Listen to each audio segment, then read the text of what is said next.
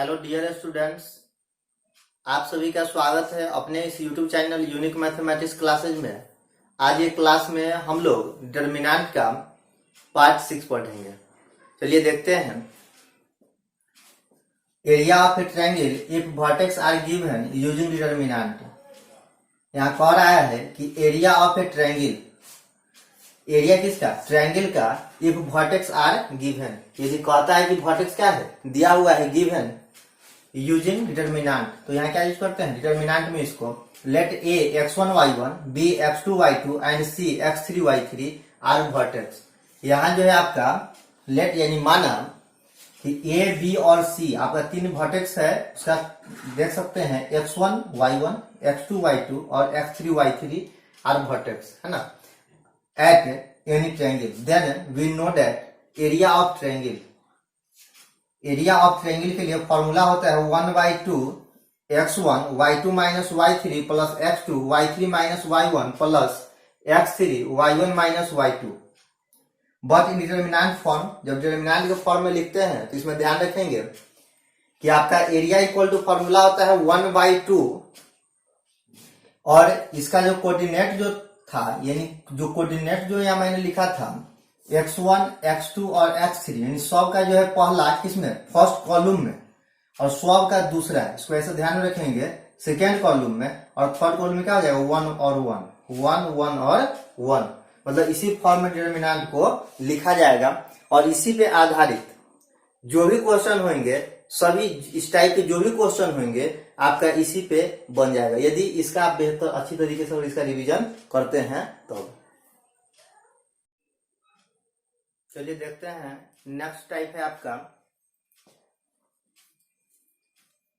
Type first, और I find area of triangle if vertex are A10 B30 and C45।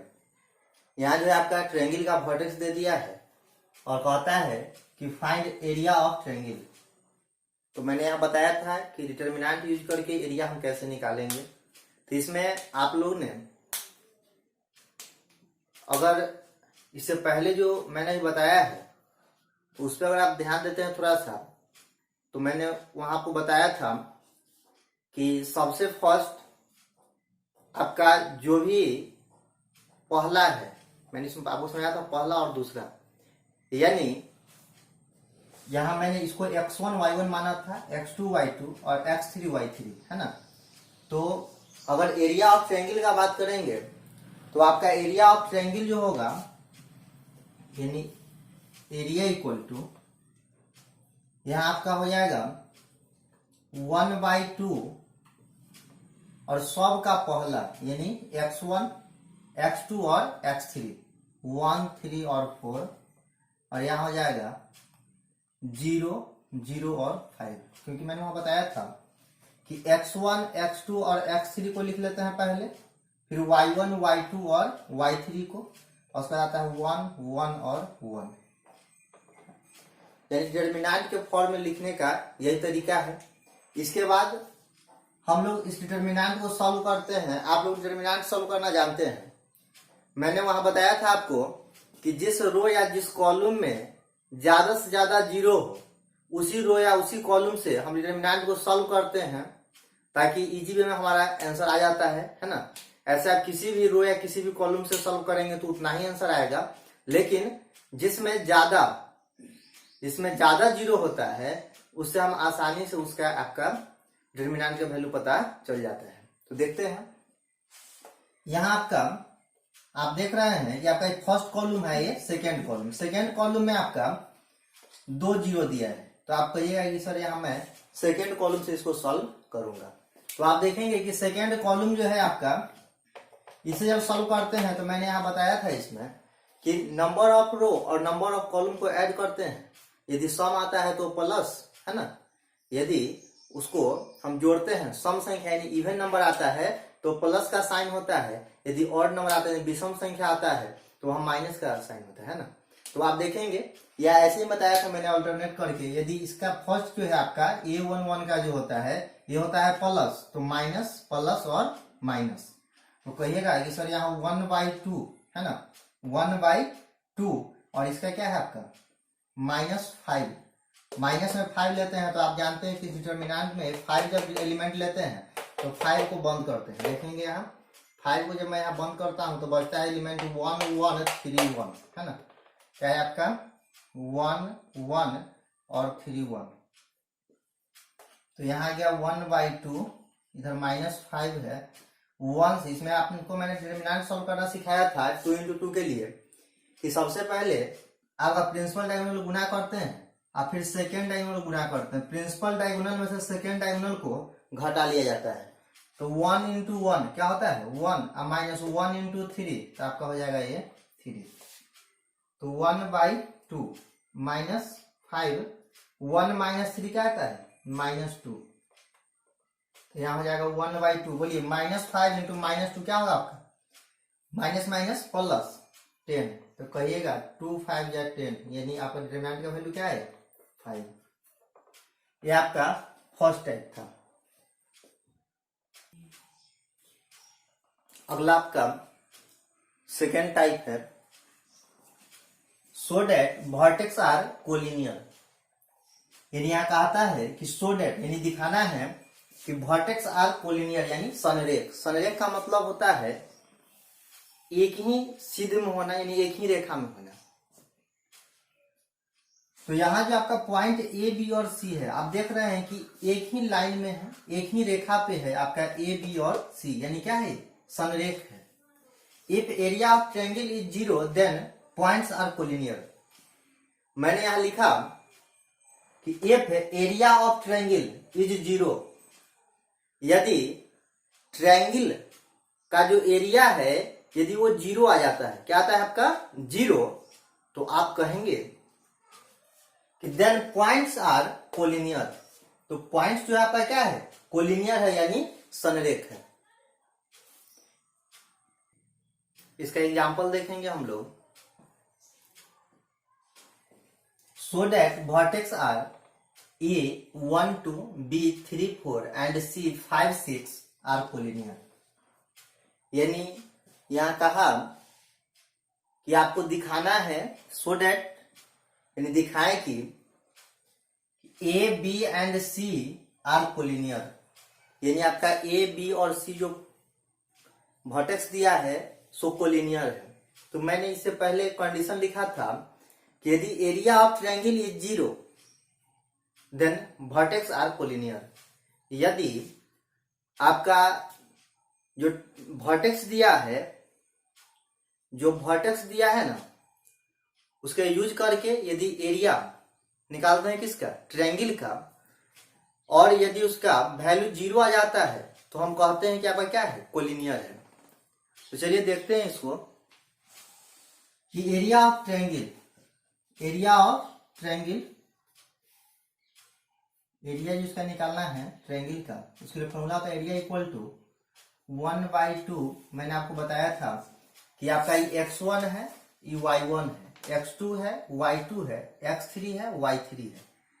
यानी x1 x2 x3 y1 y2 और y3। मैंने इससे पहले आपको बताया था, इसका फॉर्मेट बता दिया था कि उसी पे सब क्वेश्चन आपका बनेगा।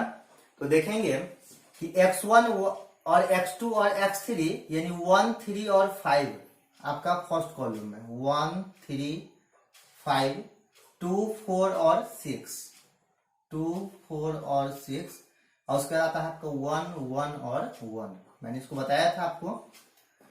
अब इस डिटर्मिनेंट को जब सॉल्व करते हैं तो यहाँ कहता है कि यदि वैल्यू आपका इस डिटर्मिनेंट का वैल्यू यदि 0 आ जाता है तो कोलिनियर है, यदि 0 नहीं आता है तो कोलिनियर नहीं है। चलिए देखते हैं।